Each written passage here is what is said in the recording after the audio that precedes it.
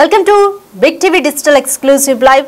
Russia తూర్పు తీరంలో సంభవించిన భూకంపం పలు దేశాలపై తీవ్ర ప్రభావాన్ని చూపిస్తోందని చెప్పొచ్చు. రష్యా, జపాన్ అలాగే అమెరికాలోని హవాయ్, అలాస్కా రాష్ట్రాలకు తీవ్రంగా ముప్పు పొంచి ఉందంటూ కూడా అధికారులు ఇప్పటికే హెచ్చరికలు జారీ చేశారు. ఇక యుఎస్ లో హవాయ్ అలాగే అలాస్కా తీర ప్రాంత ప్రజలు సురక్షిత ప్రాంతాలకు వెళ్లాలంటూ కూడా ఇప్పటికే అధికారులు హెచ్చరికలు జారీ చేశారు. మరోవైపు ట్రంప్ కూడా దీనికి సంబంధించి ట్వీట్ కూడా చేశారు.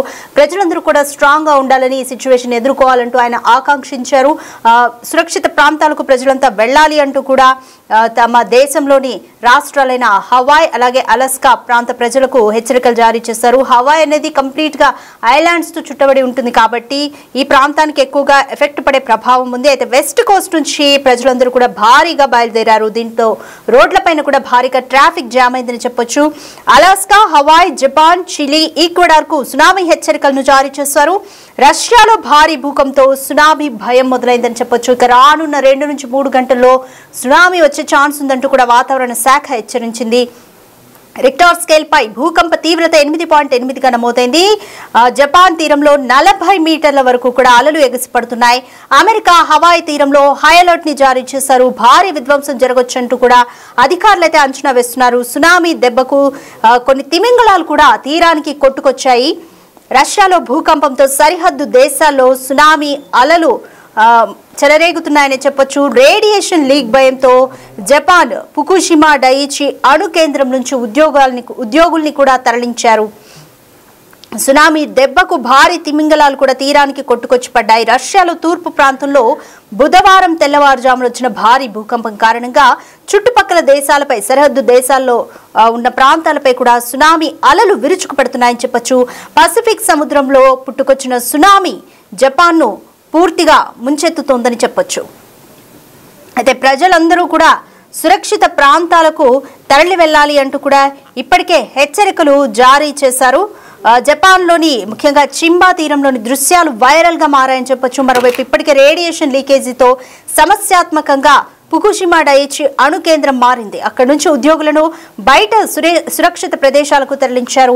జపాన్లోని పసిఫిక్ తీరంలో ఉన్న కొన్ని దీవులను సునామీ అలలు ఇప్పటికే ముంచెత్తుతున్నాయి కూడా. కొన్ని విజువల్స్ కూడా మన బిగ్ టీవీ స్క్రీన్ మీద చూసాము.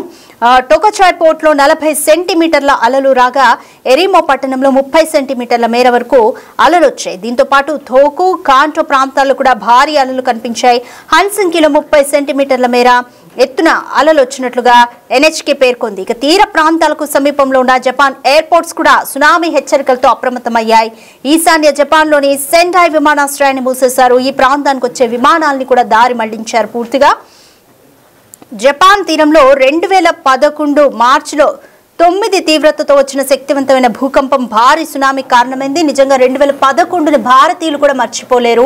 భారతదేశంలో కూడా పలు రాష్ట్రాలపై, సౌత్ స్టేట్స్ పైన సునామీ ప్రభావం తీవ్రంగా పడిందని చెప్పొచ్చు. ఆ సమయంలో సముద్ర అలలు 130 అడుగుల కంటే ఎక్కువ ఎత్తు ఎగిరాయంటే పరిస్థితి అర్థం చేసుకోవచ్చు. ఈ విపత్తులో సుమారు 20,000 మంది వరకు ప్రాణాలు కూడా కోల్పోయారు. అప్పుడు వచ్చిన భూకంప తీవ్రత 9 రిక్టర్ స్కేల్ పై 9గా నమోదైంది. ఇంకా మరోవైపు 2,500 మంది ఆచూకీ కూడా 2011లో వచ్చిన భూకంపంతో ఆ సునామీతో 2,500 మంది ఆచూకీ కూడా ఇప్పటి వరకు కూడా తెలియలేదు. వాళ్ళంతా కూడా గల్లంతయ్యారు. 1.2 లక్షల ఇళ్లు కూడా పూర్తిగా నాశనమయ్యాయి. 2.7 లక్షల నివాసాలు దెబ్బతిన్నట్లు కూడా అంతర్జాతీయంగా పలు రిపోర్ట్స్ కూడా అంచనా వేశాయి. Right.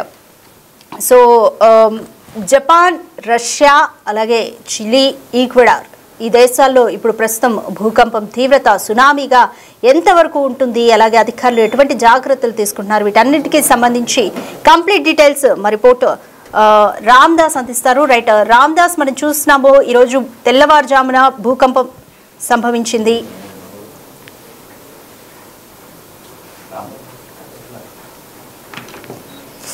Right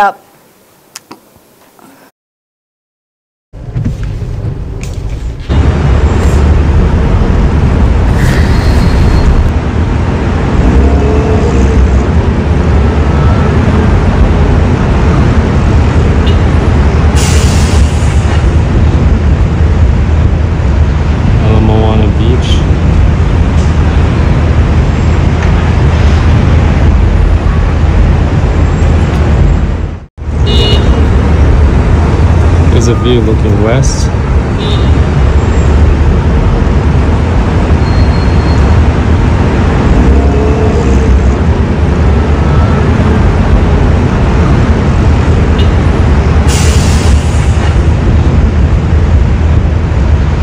Moana Beach.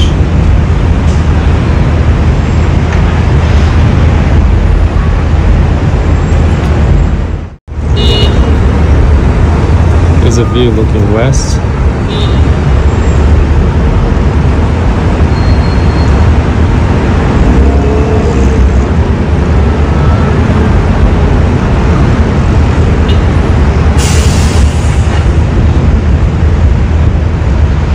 Moana Beach.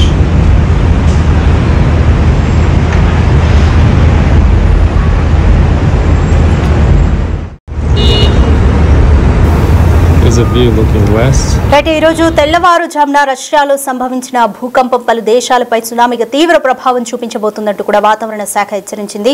దీనికి సంబంధించి మోర్ డీటెయిల్ మా అసిస్టెంట్ ఎడిటర్ రామ్దాస్ అందిస్తారు. రైట్ రామ్దాస్, పలు దేశాలపై ఈ సునామీ తీవ్రత కూడా ఉండబోతుంది అన్నట్టు కూడా అధికారులు అయితే హెచ్చరికలు జారీ చేశారు. అలాగే అమెరికాలోని హవాయ్, అలాస్కా రాష్ట్రాల మీద కూడా తీవ్రంగా ప్రభావం ఉండబోతుందంటూ ట్రంప్ కూడా దీనిపైన స్పందించారు. సో అధికారులు ఎటువంటి జాగ్రత్తలు తీసుకుంటున్నారు?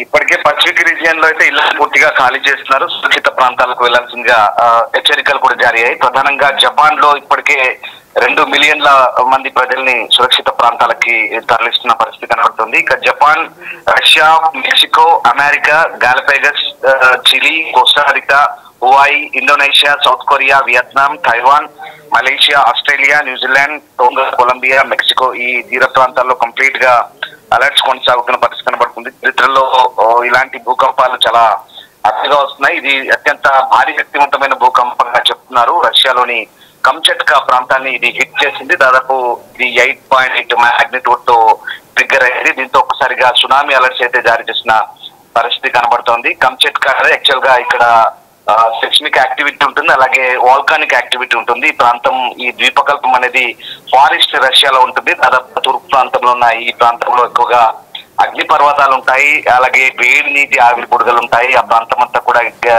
గీజర్స్ ఉంటాయి. చాలా డిఫరెంట్ ఏరియా అనమాట. ఆ ప్రాంతం అంతా కూడా అగ్ని పర్వతాల నేపథ్యంలో ఒక్కసారిగా అవి ఎప్పటికీ వోల్కానిక్ యాక్టివిటీ ఉంటుంది. సో రింగ్ ఆఫ్ ఫైర్ అంటారు. రింగ్ ఆఫ్ ఫైర్ ప్రాంతం కాబట్టి ఎక్కువగా ఈ భూకంపాల తీవ్రత నమోదవుతూ ఉంటుంది. దీంతో ఈ సెస్మిక్ యాక్టివిటీ అలాగే ఈ అగ్ని పర్వతాలు కలిసి అక్కడ టెక్టోనిక్ ప్లేట్స్ అంటారు, పసిఫిక్ టెక్టోనిక్ ప్లేట్స్, అలాగే నార్త్ అమెరికన్ టెక్టోనిక్ ప్లేట్స్, ఈ 2 ప్లేట్ల కదలిక భూగర్భంలో అలాగే ఈ సముద్ర పొరల్లో, అంతర్గత పొరల్లో ఉన్నటువంటి అడ్జస్ట్మెంట్స్ వల్ల తరచూ ఈ భూకంపాలు సంభవిస్తుంటాయి. ఇవి అసాధారణమైన అని చెప్పొచ్చు, ఎందుకంటే చాలా రేర్. ఇది 8.8 మాగ్నిట్యూడ్ అంటే చాలా పెద్ద తీవ్రతతో కూడినటువంటి భూకంపం ఇది. సో గతంలో చిలీలో వచ్చింది ఇట్లాంటి భూకంపమే 1900 సంవత్సరంలో. ఇక్కడ కూడా వచ్చింది కంచట్ ప్రాంతంలో 9 చిల్లర మ్యాగ్నిట్యూడ్ వచ్చింది. ఇప్పుడు ఈ భారీ భూకంపం మళ్ళీ సంభవించింది. ప్రస్తుతానికైతే ఈ ప్రాంతాలన్నీ కూడా ఈ దీవుల్లో పూర్తి స్థాయి అలర్ట్స్ జారీ చేసిన పరిస్థితి కనబడుతుంది. గత 14 ఏళ్ళలో ప్రపంచంలోనే ఇది అతిపెద్దగా చెప్తున్నారు. సో ఎస్, అండ్ అలాగే ప్రస్తుతం అలాస్కా తీరంలో కూడా అలర్ట్స్ జారీ చేస్తున్న పరిస్థితి కనబడుతుంది. ప్రపంచం మొత్తం కూడా అంటే పసిఫిక్ తీరంలో అలర్ట్స్ జారీ చేస్తున్నారు. మరోవైపు ఇండియాకైతే ఎలాంటి ముప్పు లేదని చెప్పి ఇన్కాయిస్ చెప్తుంది. ఎందుకంటే హిందూ మహాసముద్రంలో ఎలాంటి అలజడి లేదు, ఎలాంటి ముప్పు లేదని చెప్తున్న పరిస్థితి అయితే కనబడుతోంది. సో ఆ రకంగా మనము చరిత్రలో చూసినట్టయితే కనుక ఇండోనేషియా సముద్ర దీవుల్ని అప్పుడు 9.3 తీవ్రతతో హిట్ చేసిన భూకంపం ఒకటి మనకు ఐడియా ఉంది. Indonesia, India, Sri Lanka, Myanmar, Thailand, Somalia, మాల్దీవులను అప్పుడు ఎట్లా ప్రభావితం చేస్తుందో, సో ఇప్పుడు ఇక్కడ దాదాపుగా అంతే స్థాయి తీవ్రతతో నమోదవుతున్న పరిస్థితి కనబడుతుంది. ఇంకా మరికొద్ది గంటల్లో రాబోయే మరికొద్ది గంటల్లో ఇది మళ్ళీ హిట్ చేసే ఛాన్స్ ఉంది కాబట్టి అలర్ట్స్ జారీ చేస్తున్న పరిస్థితి కనబడుతుంది. సో ఓవరాల్ గా ప్రస్తుతానికైతే ఈ భూకంపాలకు సంబంధించి అనేక అంశాలు బయటకు వస్తాయి. మనకు ముఖ్యంగా ఇప్పటి వరకు ఎట్లాంటి ప్రాణ నష్టం, ఆస్తి నష్టం సంభవించిందనే అంశాలు అయితే మనకు కంప్లీట్ గా వెల్లడి కాని పరిస్థితి ఉంది. అయితే జపాన్ తీరంలో మాత్రం చాలా భయంకరమైన పరిస్థితులు ఉన్నాయి. అక్కడంతా కూడా అలర్ట్ గా ఉంది. ముఖ్యంగా ప్రపంచాన్ని భయపెట్టిన భూకంపం ప్రస్తుతానికి రష్యా భూకంపం దాటికి జపాన్ లో ఈ సునామీ అల్లకల్లో సృష్టించి జపాన్ పోర్ట్ లో 50 సెంటీమీటర్ల ఎత్తులో సునామీ అలలు ఎగిసిపడుతున్నాయి. భారీ అలలకు జపాన్ తీరంలో తిమింగలాలు కొట్టుకొస్తున్నాయి, వేల్స్ కొట్టుకొస్తున్నాయి, డాల్ఫిన్స్ వేల్స్ కొట్టుకోవడంతో భారీ సునామీ తప్పదని జపాన్ దేశస్తులు భావిస్తున్నారు. ఇప్పటికే మనకు తెలిసిందే బాబా వాంగా చెప్పిన జోస్యం ప్రకారం ఏదో జరగబోతుందనే ఒక భారీ అంచనాల నేపథ్యంలో అది ఇప్పుడు జరగబోతుందనే ఒక పుకార్లు కూడా మళ్ళీ షికారు చేస్తున్న పరిస్థితి కనబడుతుంది. సో ఇషినోమాకి పట్టణంలో ప్రజలు కొండ ప్రాంతాలకు బయలుదేరారు. అలాగే చాలా ప్రాంతాల్లో కొండ ప్రాంతాల్లోకి వేల సంఖ్యలో జనాలు చేరుకుంటున్న పరిస్థితి అయితే కనబడుతోంది. ఇంకా రష్యాలో వచ్చిన ఈ భయంకర భూకంపానికి అటు నార్త్ అమెరికా కూడా అలర్ట్ అయిన పరిస్థితి కనబడుతుంది. మరోవైపు హవాయి దీవుల్లో కూడా అలర్ట్స్ జారీ చేశారు. డొనాల్డ్ ట్రంప్ కూడా ఆ ప్రాంత ప్రజల్ని సురక్షితంగా ఉండమంటూ హెచ్చరిస్తున్న పరిస్థితి కనబడుతుంది. ఇప్పటికైతే ఈ అలలు దాదాపు 4 మీటర్ల ఎత్తులో ఎగిసిపడుతున్నట్టుగా కనబడుతోంది. ఇక రష్యాలో చాలా వరకు కూడా